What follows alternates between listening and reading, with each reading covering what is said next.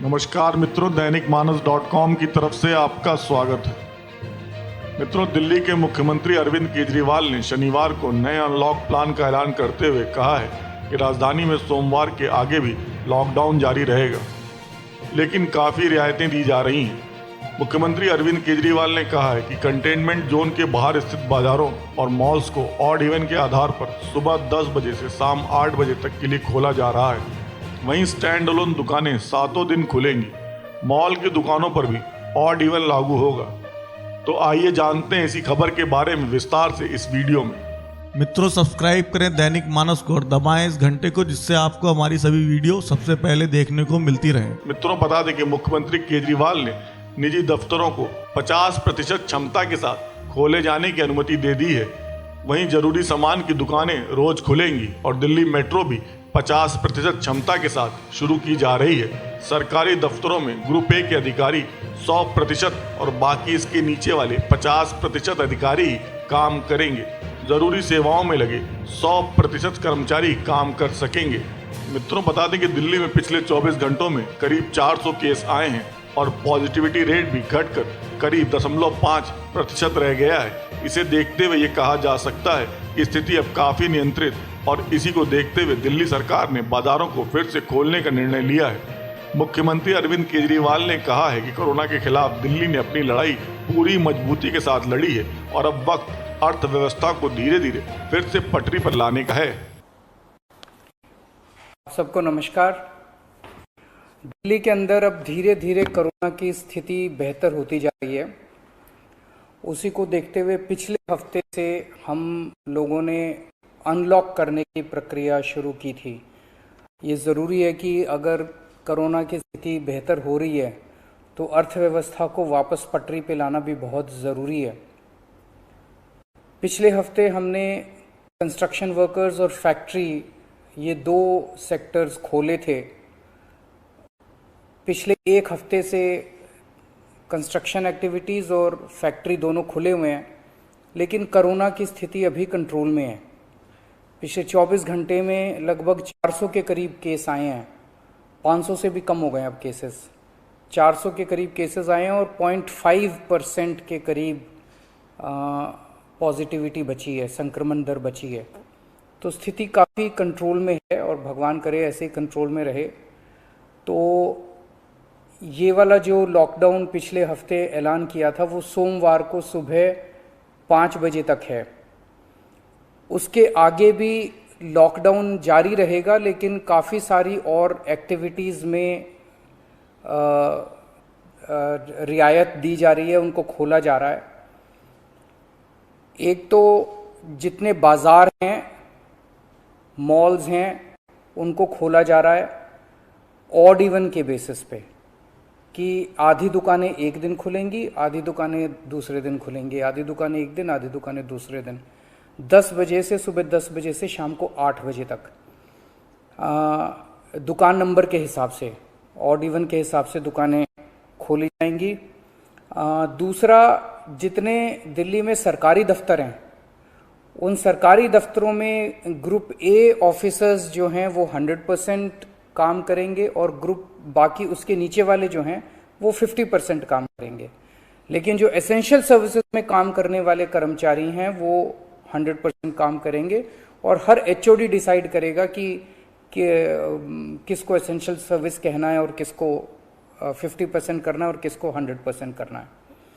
जितने private offices हैं उन सभी प्राइवेट ऑफिसेज में 50% मैन पावर के साथ वो खोले जा सकते हैं और लेकिन कोशिश करेंगे कि ज़्यादा से ज़्यादा लोग वर्क फ्रॉम होम करें और अपने प्राइवेट ऑफिसेज कोशिश करें अपने टाइम को स्टैगर करने की, कि ताकि सब लोग एक साथ सड़क पे ना आए। दूसरी चीज़, जो स्टैंड अलोन शॉप्स हैं और जो एसेंशियल सर्विसेज प्रोवाइड करने वाली शॉप्स हैं वो ऑड इवन के बेसिस पे नहीं, वो रोज खुलेंगी। दिल्ली मेट्रो 50% कैपेसिटी के ऊपर चालू की जा रही है और ई कॉमर्स के जरिए जो सामान बेचने की प्रक्रिया है वो चालू रहेगी। तो मोटे मोटे तौर पे ये चीज़ों की रियायत दी जा रही है और मैं उम्मीद करता हूँ इसके बाद देखेंगे कि आने वाले हफ्ते के अंदर भी कोरोना की स्थिति अगर काबू में रही तो और कई सारी एक्टिविटीज़ को फिर उसके अगले हफ्ते खोलेंगे। थर्ड वेव कहा जा रहा है, एक्सपर्ट्स कह रहे हैं कि थर्ड वेव आएगी, कब आएगी, कितनी भयावह होगी, इसके बारे में किसी को कोई जानकारी नहीं है। लेकिन एक जिम्मेदार सरकार होने के नाते हमारी जिम्मेदारी बनती है कि उसकी पूरी तरह से हम तैयारी करें, ताकि अगर थर्ड वेव आती है, अगर बहुत भयानक होती है, तो सरकार उस वक्त जनता के लिए तैयार हो। इसकी तैयारियां पूरे जोर शोर से दिल्ली सरकार के अंदर चल रही हैं और कल लगभग 6 घंटे तक मैंने 2 अलग अलग मीटिंग ली, एक्सपर्ट्स के साथ बात की, जिन ऑफिसर्स ने अभी कोरोना के दौरान काम किया था उनके साथ बात की। हमने 2 कमिटीज़ बनाई हैं, उन दोनों कमिटीज़ के साथ मैंने बहुत डिटेल में चर्चा की। एक चीज़ हम लोगों को ये तय करनी थी, इस बार कोरोना की जो पीक आई थी, मतलब एक दिन में मैक्सिमम कितने केस आए, लगभग 28,000 के करीब केसेस आए थे एक दिन में, 22 या 23 अप्रैल के आसपास। अगली पीक कितनी हो सकती है, तो ये तय किया गया कि अगली पीक 37,000, एक्सपर्ट्स के साथ बात करके, ऑफिसर्स के साथ बात करके, सबके साथ बात करके, कि 37,000 पीक मान के इसकी तैयारी शुरू की जाए। इसका मतलब ये नहीं है कि अगर इससे ज़्यादा की पीक आएगी तो हम तैयार नहीं हैं, हम उसके लिए भी तैयार हैं, लेकिन एक तरह से 37,000 के बेस के ऊपर अगर हम तैयार हो गए तो फिर अगर उससे भी कहीं ज़्यादा पीक आती है तो उसकी भी तैयारी हम लोग, उसकी भी, अगर 37,000 की तैयारी हमारी है तो फिर मान लीजिए और ज़्यादा आती है तो उसकी तैयारी तो होगी उसके लिए हम ज़्यादा तैयार हो पाएंगे। तो 37,000 को एक तरह से बेस माना जा रहा है। 37,000 की पीक की तैयारी के हिसाब से अब सारे कैलकुलेशंस किए जा रहे हैं कि अगर 37,000 की पीक आती है तो कितने बेड्स की ज़रूरत पड़ेगी, कितने आईसीयू की ज़रूरत पड़ेगी, कितने उसमें से बच्चों वाले होने चाहिए, कितनी ऑक्सीजन की ज़रूरत पड़ेगी, ये सारी चीज़ें, अब कितनी दवाइयों की ज़रूरत पड़ेगी, ये सारी चीज़ें अब कैलकुलेट की जा रही हैं।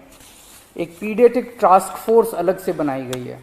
वो पीडियाट्रिक टास्क फोर्स ये तय करेगी कि जितने हमारे ऑक्सीजन बेड्स होंगे उसमें से कितने बच्चों के होने चाहिए, जितने आईसीयू बेड्स होंगे उसमें से कितने बच्चों के होने चाहिए।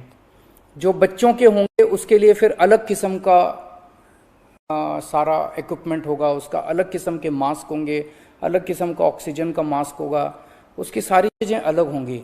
वो पीडियाट्रिक टास्क फोर्स बना दी गई है कल, वो अलग से अपनी तैयारी करके अपनी रिकमेंडेशंस देगी। इस बार ऑक्सीजन की बड़ी कमी हुई थी और ऑक्सीजन की कमी की वजह से हम लोगों ने देखा कि कई बार ऐसे हुआ था जब ऑक्सीजन बेड्स नहीं मिले थे, ऑक्सीजन के लिए काफ़ी संघर्ष करना पड़ा था। अल्टीमेटली अपने को सुप्रीम कोर्ट के इंटरवेंशन के बाद केंद्र सरकार के सहयोग से अपने को ऑक्सीजन मिली, लेकिन जब तक ऑक्सीजन नहीं मिली तब तक दिल्ली में त्राही त्राही मच गई थी। अगली वेव अगर आती है तो हम नहीं चाहते कि इस तरह की दिल्ली के अंदर त्राही त्राही मचे, तो ये तय किया गया, इसकी तैयारी शुरू कर दी गई। 420 टन ऑक्सीजन की स्टोरेज कैपेसिटी तैयार की जा रही है। इंद्रप्रस्थ गैस लिमिटेड से बात की गई है और उन्हें 150 टन ऑक्सीजन प्रोडक्शन का प्लांट, 420 टन ऑक्सीजन तो स्टोरेज कैपेसिटी क्रिएट की जा रही है और 150 टन ऑक्सीजन प्रोडक्शन करने के लिए उनको प्लांट लगाने के लिए कहा गया है। उन्होंने कहा 18 महीने लगेंगे, लेकिन जो भी है शुरुआत कहीं ना कहीं तो अपने को करनी पड़ेगी। इसके अलावा इस बार सबसे बड़ी दिक्कत आई थी टैंकरों की। ऑक्सीजन के टैंकर नहीं थे दिल्ली में, दिल्ली इंडस्ट्रियल स्टेट नहीं है, इसीलिए अपने पास ऑक्सीजन टैंकर है ही नहीं दिल्ली में। तो 25 ऑक्सीजन टैंकर्स खरीदे जा रहे हैं ताकि अगर इस तरह की दिक्कत आए ऑक्सीजन की तो हमारे पास अपने टैंकर होने चाहिए। 64 छोटे छोटे ऑक्सीजन के प्लांट्स लगाए जा रहे हैं, वो ऑलरेडी लग रहे हैं और हमें उम्मीद है कि अगले कुछ हफ्तों के अंदर, 1-2 महीने के अंदर ये 64 ऑक्सीजन प्लांट्स लग के तैयार हो जाएंगे। अब ये जो हमने डिसाइड किया कि 37,000 केसेस की पीक के हिसाब से हम काम करेंगे, तो उसके हिसाब से तय किया जाएगा कि कितने ऑक्सीजन बेड्स की ज़रूरत होगी, कितने आईसीयू बेड्स की ज़रूरत होगी। उसके हिसाब से फिर तय किया जाएगा कि कितने ऑक्सीजन सिलेंडर्स की ज़रूरत होगी। जैसे अभी थोड़े दिन पहले हमने 6000 सिलेंडर चाइना से इंपोर्ट किए थे, तो और कितने ऑक्सीजन सिलेंडर्स की जरूरत होगी और कितने ऑक्सीजन कॉन्सेंट्रेटर्स की जरूरत होगी। अगले आने वाले 1-2 महीने के अंदर ढेर सारे ऑक्सीजन कॉन्सेंट्रेटर्स दिल्ली सरकार खरीदने जा रही है। दवाइयों को लेके 2 अहम निर्णय किए गए। एक तो ये कि इस वेव में ये देखा गया कि व्हाट्सएप खूब तेजी से, व्हाट्सएप के ऊपर दवाइयाँ खूब तेजी से प्रिस्क्राइब की जा रही थी और उसके ऊपर मतलब बात फैल जाए कि ये दवाई बड़ी अच्छी है, तो पूरे समाज के अंदर, पूरे शहर के अंदर, पूरे देश के अंदर उस दवाई की अफरा तफरी मच जाती है। तो एक डॉक्टर्स की और एक्सपर्ट्स की टीम बनाई जाएगी। अगर किसी दवाई की डिमांड होती है तो वो डॉक्टर्स एग्जामिन करके बताएं कि इस दवाई से कोरोना में फायदा होगा कि नहीं होगा। अगर डॉक्टर कहते हैं होगा तो सरकार उस दवाई को मुहैया कराने की कोशिश करेगी, और डॉक्टर अगर कहते हैं कि ये दवाई बिल्कुल बेकार है, इससे कोरोना में कोई फायदा नहीं होगा और लोग इसके पीछे भागना बंद करें, तो जनता को उसके बारे में जागरूक किया जाएगा कि इस दवाई के पीछे भागना बंद कीजिए। एक ये। दूसरा, जो जो इम्पॉर्टेंट दवाइयाँ हैं उनकी लिस्टें बना ली गई हैं, उसका कितना बफर, कितना स्टॉक चाहिए होगा उतना बफर स्टॉक क्रिएट किया जाएगा। एक्सपायरी डेट्स किस दवाई की कितनी है, एक्सपायरी डेट्स को ध्यान में रखते हुए उन सभी दवाइयों का बफर स्टॉक क्रिएट किया जा रहा है, ताकि अगर जरूर, और प्राइवेट अस्पतालों के भी आदेश दिए जा रहे हैं कि वो भी अपने बफर स्टॉक्स इस तरह से तैयार रखें ताकि अगर महामारी आती है तो हम उसके लिए तैयार रहें।